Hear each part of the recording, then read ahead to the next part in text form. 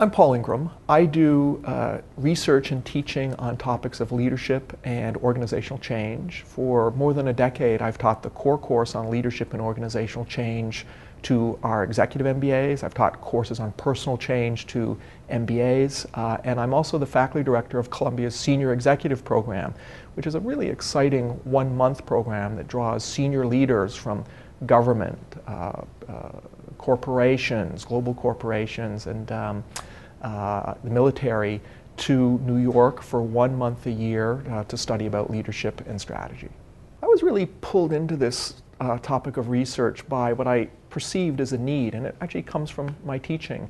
A lot of the questions I would get particularly from students who were executives who were working as leaders or had worked as leaders were about how you use structures and the situation you're in to get things done.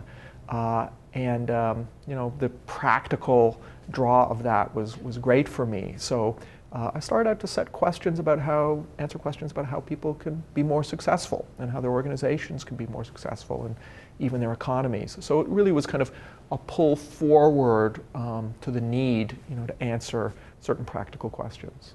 For example, I've studied mixers, the types of events we have at the Columbia Business School to help our alumni and our current students connect with each other, find ideas and find opportunities.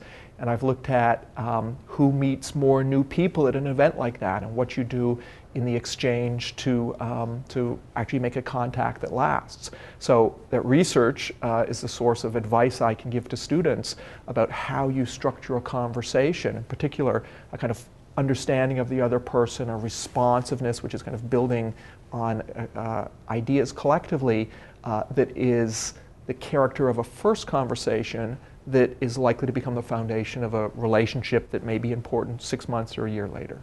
I think it's just incredibly exciting to bring research and teaching close. Now, in a sense, I think that's easy for me because a lot of my research questions are actually motivated by the challenges of the people I'm teaching. So I'm often kind of pulled forward to try and answer their questions. How do they build a network? What kind of network will allow them to execute? What kind of network will help them make better decisions?